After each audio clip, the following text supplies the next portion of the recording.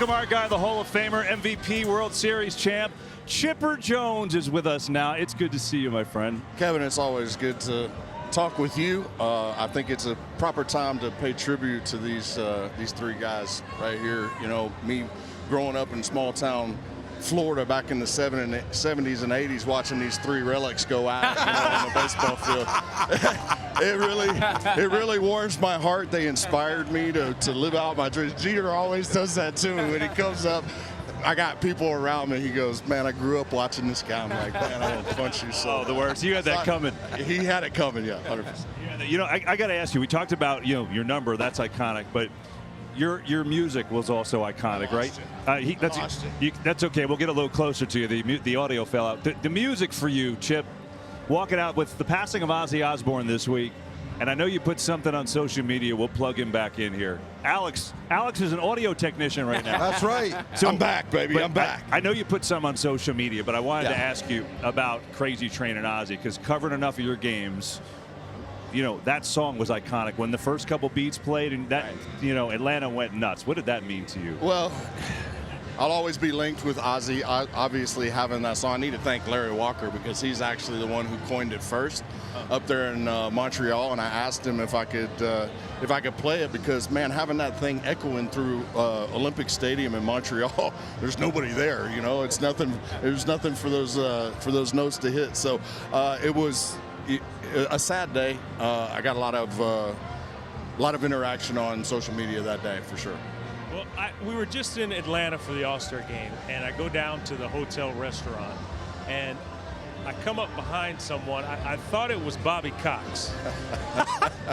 And come to find out it's you, it's Chipper Jones. And the reason why I say this, Chip, he had a chance to manage in the Futures game. Right. Do you see coaching or managing at any point in your future? Been asked that a lot lately.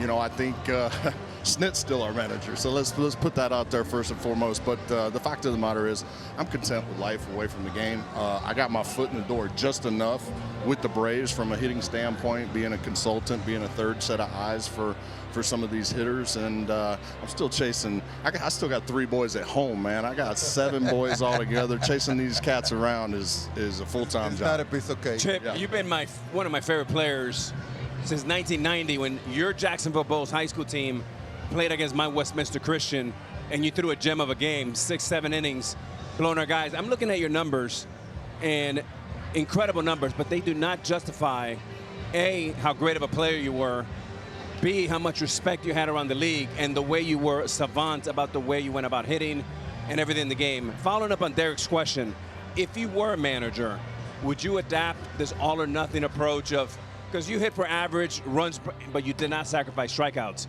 Give me your approach, old school, new school. How would you be? Yeah, it's tough to take the new school out of us, is it not? I mean, I respect the numbers, and I will read the numbers to a certain extent, but I'm not going to overload my mind with numbers. This is a feel versus real type of game. And the bottom line is, when I walk up to the plate, I want to be the toughest out possible. Like, it's a slap in my face to strike out. I don't want to strike out. I take great pride in the fact that I never struck out 100 times in a season. So being the toughest out is what I will and continue to preach. CJ, I know how close you are with the Atlanta Braves team as an advisor, as a being around. And I had so much fun a couple of years ago watching those guys winning down there, down in ATL. Now, my question is, what do you think it would take to bring that team back to what it was a couple of years ago, even now that they are dropping down in the standing? First thing is health.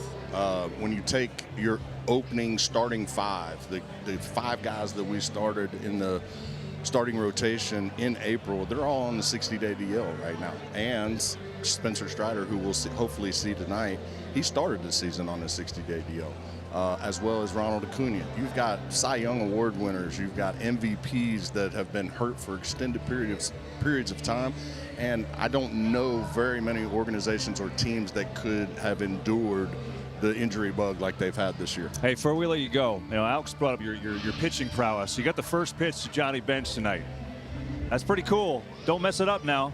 He told me he told me, he stuck those big mitts out in front of me. He was like, "Don't you bounce it, you sucker." You know, so I was like, "Oh boy, I'm throwing it off the backstop before I bounce it." Well, we'll have the cameras on in case you do. Don't worry about that. The great Chipper Jones, the Hall of Famer, joining us right now. Mardo! Always good to see Chipper.